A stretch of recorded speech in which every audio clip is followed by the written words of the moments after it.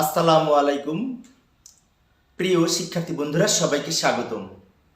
আজকের আমার এই ক্লাসের আলোচ্য বিষয় হিসাব বিজ্ঞানের সেবামূলক প্রতিষ্ঠানের লেনদেনের ক্ষেত্রে এর জাবেদা এবং খতিয়ান কিভাবে করা যায় তা আলোচনা করার চেষ্টা করব। তো আলোচনায় তোমাদের সাথে আছে আমি মোহাম্মদ সিরাজুল ইসলাম, বরিশাল সরকারি model school and college, Barishal. তো প্রিয় শিক্ষার্থী বন্ধুরা, আজকের আলোচনার শিখনফল অর্থাৎ আজকের পাঠ শেষে আমরা যা যা শিখতে পারবো, সেবামূলক প্রতিষ্ঠান কি তা বলতে পারবে, সেবামূলক প্রতিষ্ঠানের লেনদেন হতে জাবেদা প্রস্তুত করতে পারবে এবং উক্ত জাবেদা হতে খতিয়ান প্রস্তুত করতে পারবে। তো সেবামূলক প্রতিষ্ঠান সংক্রান্ত জাবেদা এবং অন্যান্য হিসাবের ক্ষেত্রে আমাদের সবার আগে জানা উচিত সেবামূলক প্রতিষ্ঠান বলতে কি বুঝি।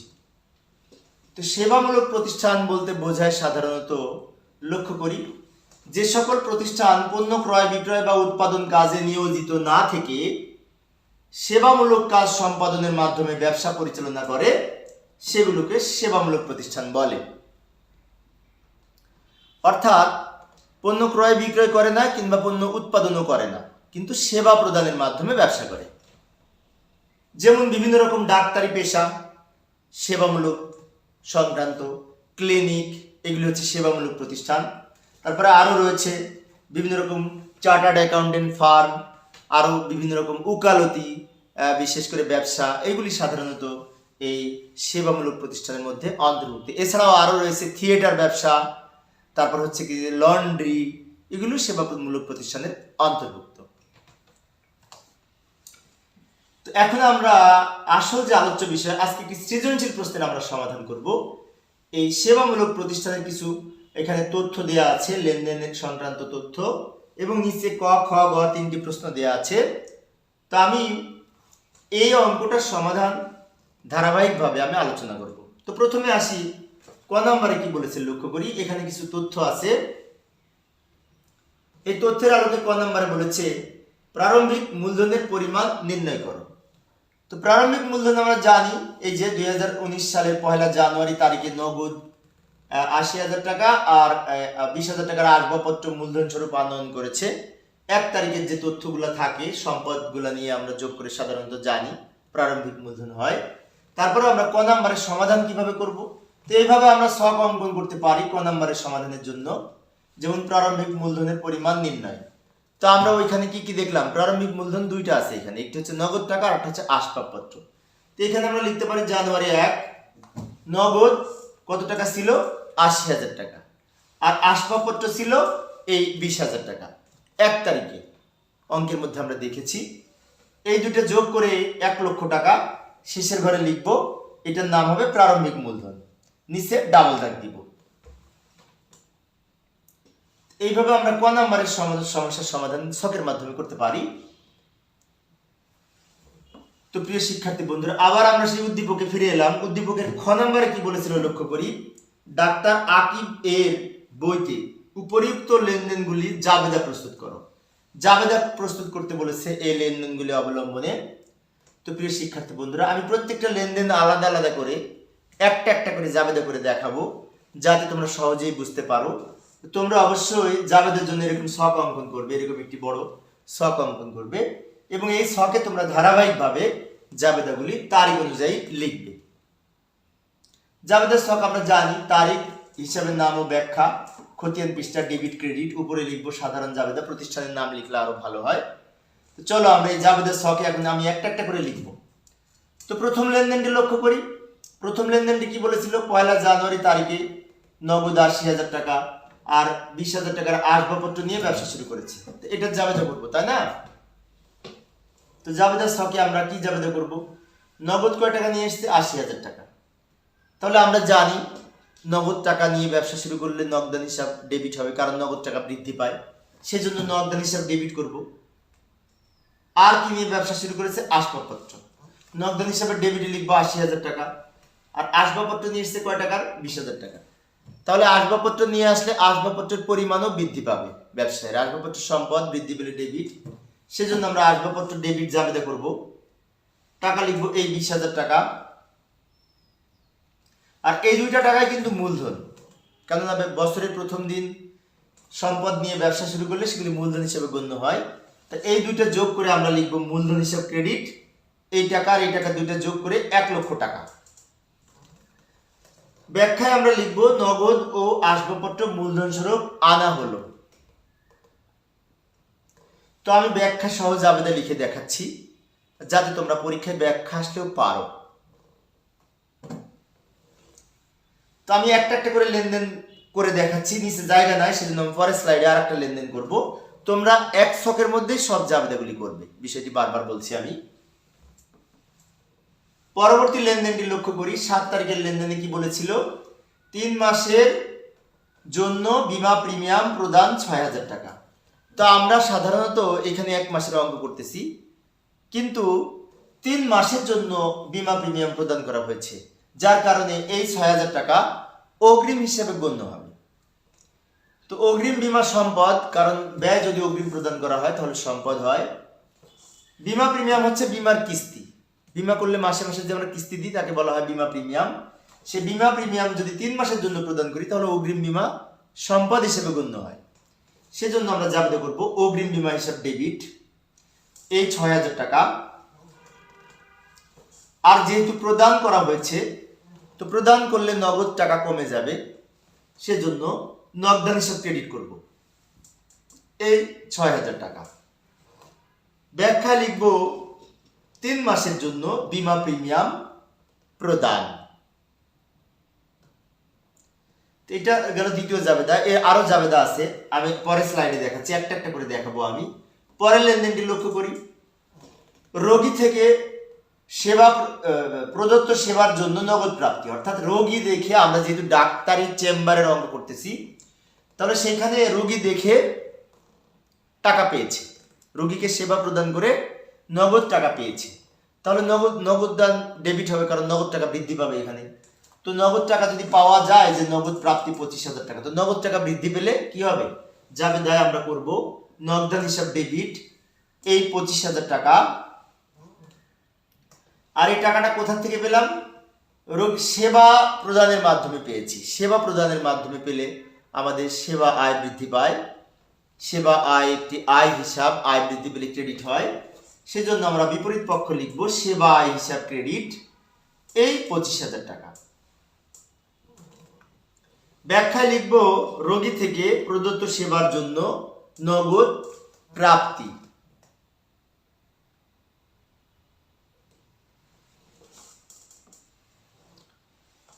পরের লেনদেনটি লক্ষ্য করি। একজন রোগীকে সেবা দেওয়া হয়েছে কিন্তু টাকা পাওয়া যায়নি 20,000 টাকা। একজন রোগীকে আমরা সেবা প্রদান করেছি কিন্তু টাকা পাওয়া যায়নি, মানে কি? বাকিতে সেবা প্রদান করা হয়েছে।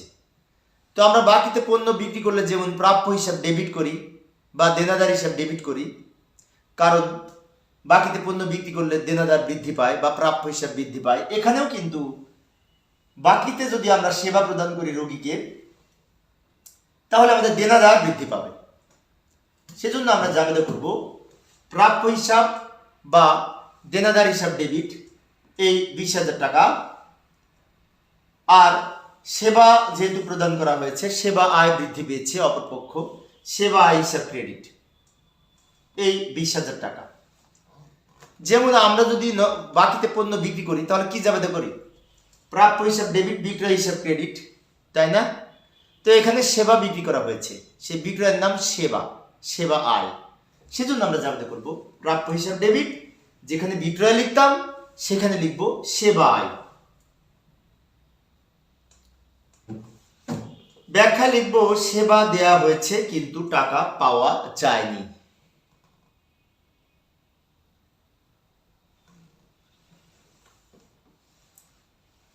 পরের লেনদেনটি লক্ষ্য করি। আমি একটা একটা করে লেনদেন করে দেখাচ্ছি, তোমরা একসাথে সব জাবেদাগুলি 1 পেজে করবে ব্যাখ্যা সহ। পরের লেনদেনে বলছে 1 মাসের বীমার মেয়াদ উত্তীর্ণ হচ্ছে। 1 মাসের বীমার মেয়াদ উত্তীর্ণ হয়েছে। তো বীমা যখন আমরা প্রদান করেছিলাম, সম্ভবত পূর্বের লেনদেনে আমি দেখিয়েছিলাম 3 মাসের জন্য বীমা সেলামি প্রদান করা হয়েছিল 6,000 টাকা। 3 মাসের জন্য বীমা সেলামি প্রদান করা হয়েছিল 6,000 টাকা। এই 6,000 টাকা 3 মাসে, তাকে 3 দিয়ে ভাগ করে এই 2000 টাকা খরচ হবে। এই 2000 টাকা কি হবে? খরচ হবে, কারণ বলেছে 1 মাসের মেয়াদ উত্তীর্ণ হয়েছে। তাহলে 3 মাসে যদি 6000 হয়, একে 3 দিয়ে ভাগ করে 2000 টাকা 1 মাসের যেটি খরচ হয়েছে, সেজন্য আমরা জাবেদা করব বীমা খরচ ডেবিট এই 2000 টাকা। আর এই খরচটা কিন্তু নগদে এখন পরিশোধ করতেছি না, খরচটা কিন্তু অগ্রিম বীমার ভিতর থেকে হয়েছে। আমরা কিন্তু ইতিপূর্বে জাবেদা করেছিলাম, কিছুক্ষণ আগে অগ্রিম বীমা প্রদানের জাবেদা করেছিলাম, অগ্রিম বীমা ডেবিট 6000 টাকা। তোমরা হয়তো লক্ষ্য করেছো, সেই 6000 টাকার ভিতর থেকে 2000 টাকা খরচ হয়েছে, সেজন্য খরচ ডেবিট করেছি। কিসের ভিতর থেকে খরচ হয়েছে? অগ্রিম বীমার ভিতর থেকে। তাহলে অগ্রিম বীমা কমে গেছে, সেজন্য অগ্রিম বীমা হিসাব ক্রেডিট হবে, টাকা হবে এই 2000 টাকা। আবারও বলি বিষয়টা, 1 মাসের বীমার মেয়াদ উত্তীর্ণ হয়েছে, টাকা দেয়া নেই, টাকা হবে এই পূর্বে যে বীমা অগ্রিম প্রদান করেছিলাম 6000 টাকা 3 মাসের, সেই 3 মাসে 3 দিয়ে ভাগ করে 2000 টাকা খরচ হয়েছে, এটার অর্থ বোঝায়। সেটা জন্য জাবেদা করব বীমা খরচ ডেবিট, কেননা খরচ বৃদ্ধি পেলে ডেবিট হয়। আর এই খরচটা কোথা থেকে হয়েছে? অগ্রিম বীমার ভিতর থেকে, সেজন্য অগ্রিম বীমা ক্রেডিট। ব্যাখ্যা লিখব 1 মাসের বীমার মেয়াদ উত্তীর্ণ হয়েছে।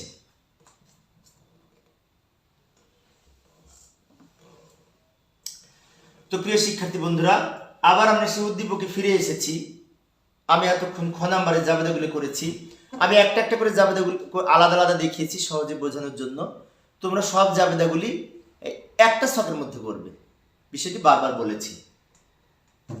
এবার আমরা উদ্দীপকে ফিরে এলাম গ নাম্বারের সমাধানের জন্য। গ নাম্বারে কি বলেছে লক্ষ্য করি, উপরোক্ত তথ্য হতে নগদান হিসাব, আসবাবপত্র হিসাব ও সেবা হিসাব প্রস্তুত করো। 3টা খতিয়ান করতে বলেছে, একটা হচ্ছে নগদান হিসাব, আরেকটা হচ্ছে আসবাবপত্র হিসাব, আর একটা হচ্ছে সেবা হিসাব। তো আমরা জাবেদায় লক্ষ্য করলে দেখতে পাই এখানে বেশ কয়েক জায়গায় নগদান হিসাব আছে জাবেদায়। যেমন প্রথম জাবেদায় আমরা নগদান হিসাব ডেবিট করেছিলাম 80,000 টাকা, তাহলে 1 তারিখের লেনদেনের মধ্যে নগদান হিসাব আছে। এই যে 7 তারিখে প্রদান করেছি, এটাও নগদান হিসাব ক্রেডিট হবে। তারপরে এই যে 25 তারিখে আমরা টাকা পেয়েছি, এটাও নগদান হিসাব ডেবিট হবে। তাহলে 1 তারিখ, 7 তারিখ এবং 25 তারিখ, এই 3টাতে কিন্তু নগদ লেনদেন। তাহলে আমরা যখন নগদান হিসাবের খতিয়ান করব জাবেদা দেখে, তখন কিন্তু ওই 3টা জাবেদায় নগদান হিসাব আছে। তাহলে ওই 3টা জাবেদা দেখে আমরা এখন নগদান হিসাব প্রস্তুত করব। তো চলো গ নাম্বারের সমস্যা সমাধানের চেষ্টা করি। এই যে উত্তর গ, ডাক্তার আকিবের হিসাব বইতে খতিয়ান। তো খতিয়ানের ছক আমরা চলমান জের ছকেও করতে পারি, এখানে নগদান হিসাব নাম দিব, অথবা টি ছকেও করতে পারি। তো তোমাদের মধ্যে অনেকেই চলমান জের ছকে করে অভ্যস্ত। চলমান জের ছকটা হচ্ছে আধুনিক ছক। তো এখানে কয়টা তারিখ ছিল মনে আছে? 3টা তারিখ ছিল, 3টা তারিখ, যেখানে যে সমস্ত লেনদেনের সাথে নগদ জড়িত। যেমন 2019 জানুয়ারি মাসে ছিল। তো আমরা একটা কাজ করি, সেটি হচ্ছে কি যে এইখানে দেখাই, আমি জাবেদাটা এখানে দেখাচ্ছি এবং নগদ হিসাবটা এইখান থেকে শুরু করতেছি সমাধানটা, তাহলে তোমাদের সুবিধা হবে। এই যে জানুয়ারি 1 তারিখ, আচ্ছা একটা কাজ করি, সেটি হচ্ছে আমরা এখানে এই তারিখগুলা লিখে নিই। 1 তারিখ, 7 তারিখ আর 15 তারিখ, এই 3টা লেনদেনে নগদ হিসাব ছিল। 1 তারিখের লেনদেনটা আমি এখানে নিয়ে আসলাম, এই যে 1 তারিখের লেনদেনটা আমি এখানে নিয়ে এসেছি। তো কি বলেছে লক্ষ্য করি, নগদান হিসাব ডেবিট 80,000 টাকা, আসবাবপত্র হিসাব ডেবিট 20,000 টাকা। তাহলে আমরা এখন নগদান হিসাবে ডেবিটে 80,000 টাকা আছে না, এই 80,000 টাকা টাকার ঘরে লিখব। নগদান হিসাবে ডেবিটে যত টাকা আছে সেটা টাকার ঘরে লিখব। নাম লিখব কি?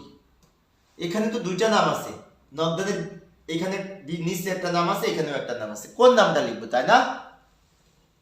নগদান হিসাবে ডেবিট দিকে 80,000 টাকা লিখবো, নগদান হিসাবে ডেবিট দিকে 80,000 টাকা লিখবো, নাম লিখবো এই বিপরীতটা, মূলধন হিসাব। অর্থাৎ নগদান হিসাবে যে ডেবিট লেখা, সেজন্য নগদান হিসাবে ডেবিটে টাকা লিখবো, আর নাম লেখার সময় উল্টা নামটা লিখবো, এটা খতিয়ানের নিয়ম। এখন আমরা ডেবিটে আছে জেরের ঘরে লিখবো, তো যেহেতু ডেবিট দিকে আছে সেজন্য ডেবিট জেরের ঘরে বসবে। এই হলো আমাদের 1 তারিখের লেনদেন। এরপরে 7 তারিখের লেনদেন ছিল। 7 তারিখের জাবেদাটা আমি এখানে নিয়ে আসতেছি। এই যে 7 তারিখের জাবেদাটা আমি নিয়ে এসেছি। 7 তারিখের জাবেদা 1 তারিখের উপরে 7 তারিখটা নিয়ে এসেছি। এখানে কি বলেছে? নগদান হিসাব ক্রেডিট। জাবেদায় কি বলেছে? নগদান হিসাব ক্রেডিট। তো নগদান হিসাব যেহেতু ক্রেডিট, তাহলে নগদান হিসাবের ক্রেডিট দিকে টাকা বলবে। এই 6000 টাকা ক্রেডিট দিকে বলবে। এই 6000 টাকা ক্রেডিট দিকে বলবে। নাম লিখবো, উপরের নামটা, ডেবিটের নামটা অগ্রিম বীমা হিসাব। বিষয়টা আবারও বলছি, লক্ষ্য করি। এই জাবেদায় নগদান হিসাব ক্রেডিট। তা আমরা যেহেতু নগদান হিসাব প্রস্তুত করতেছি খতিয়ানে, নগদান হিসাবে ক্রেডিট দিকে টাকা লিখব। নাম লিখব ডেবিটের নামটা। এখন জের কিভাবে করব? লক্ষ্য করি, এই জেরটা কিন্তু ডেবিট জের, ডেবিট দিক বেশি, ডেবিট জের। তাহলে এই 80,000 থেকে আমরা যদি ডেবিট থেকে ক্রেডিট বিয়োগ হবে, খতিয়ানের নিয়ম হচ্ছে ডেবিট থেকে ক্রেডিট বিয়োগ হবে। ডেবিট ক্রেডিট বিয়োগ করে কোনটা বেশি? ডেবিট বেশি। কত টাকা বেশি?